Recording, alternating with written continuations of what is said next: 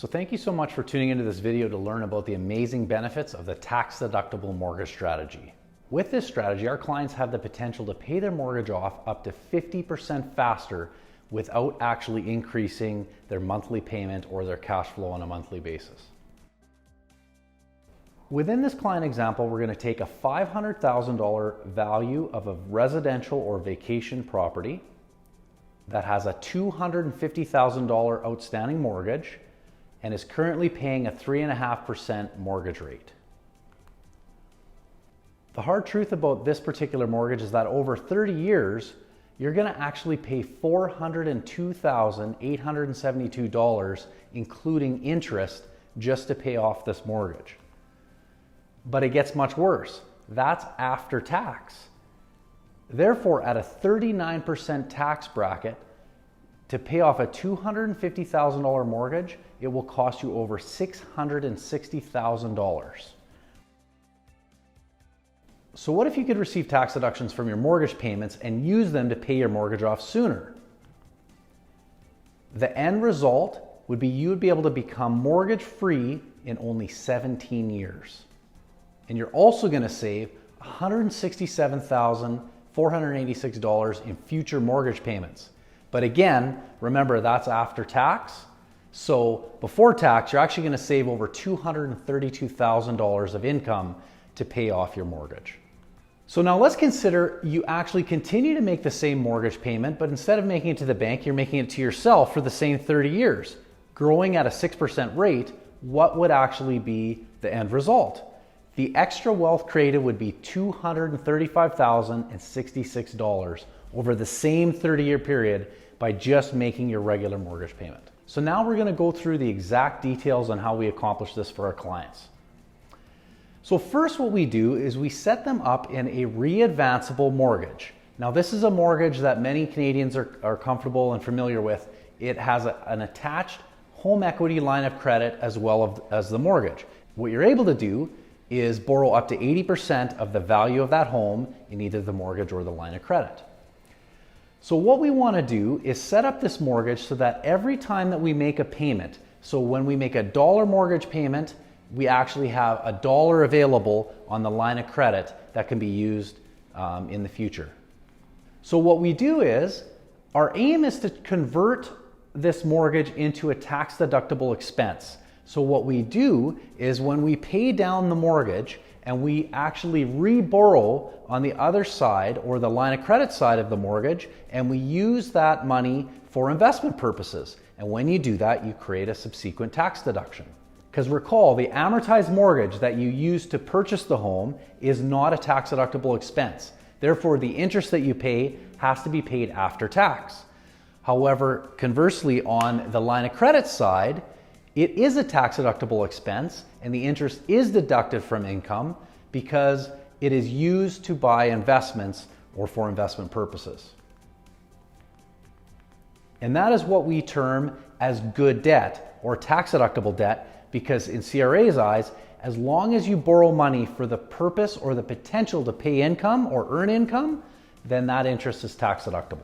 So what we do is, for most of our clients that have an abundance of equity, especially in the Greater Toronto Area, Vancouver, larger centers in Canada where property values have escalated substantially over the last 10 years, is we're able to unlock the equity that's sitting dormant inside these properties.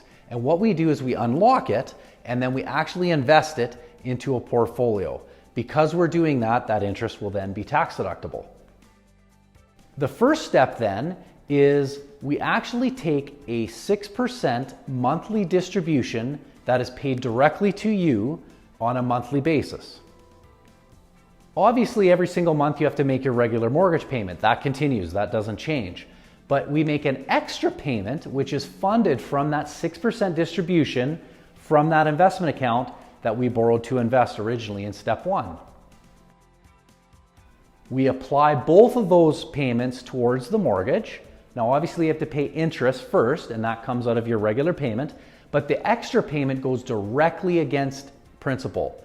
And many of you have maybe looked at, what an extra $100 or speeding up the frequency of your mortgage payments on a monthly basis are.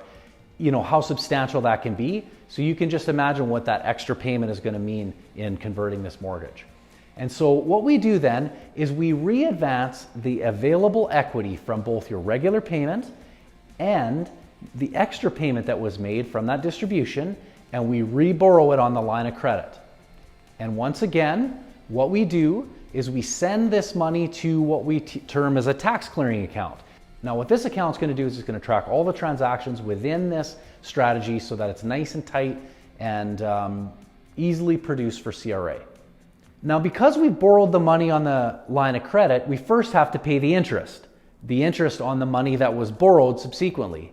And that is the money that we use to actually fund the investment portfolio. But after we make that interest payment, the residual money on the final step is reinvested into an investment account. And why we do that is because anytime that you borrow money to invest, which is what we're doing in this strategy, you have to ensure that you're using it for business purposes or for investment purposes, which means that it's put into a situation where it has the potential to earn income. And by doing that, you have captured a tax-deductible interest. So now let's apply some numbers to this strategy. So for this mortgage, it was a $250,000 mortgage. Recall that it was a $500,000 property value, which means what we did was we unlocked $150,000 and sent it to that income fund or that initial investment account on the left-hand side of your screen. What it's going to do is again pay out that 6% distribution, which equals $725 per month. That $725 gets prepaid against the mortgage directly to principal, along with the regular payment of $1,119 in this case. We re-borrow the $404, which is the equity from the regular mortgage payment, as well as the extra additional equity that's created from that prepayment, which is, of course, $725. We send both of this money first to the tax clearing account, once again to track all the transactions for CRA's perspective, which total $1,129. Then what we have to do is make the interest payments, which again is tax deductible interest of $567, which would be owed on the line of credit. Then the residual amount gets sent again to the investment or to the business or to a real estate portfolio so that it can be invested in the potential to pay income. Once again, maintaining that tax deductible interest. So let's talk about what happens. I mentioned rental properties briefly, but let's talk about what happens when you have a rental property. This is even more amazing. Because you already have the risk of owning investment properties, dealing with renters, having mortgages, etc., what we want to do is we want to actually flow the rental income through the strategy to pay your rental expenses. And this is what this actually looks like. So we'll go through this step by step. First, again, you're going to have that 6% distribution, which is the same as it ultimately was in the original diagram. However, if you notice on the bottom left-hand side of the screen, you see rental income. Now we're going to put a number to this, but let's say that there's a rental income that you receive on a monthly basis.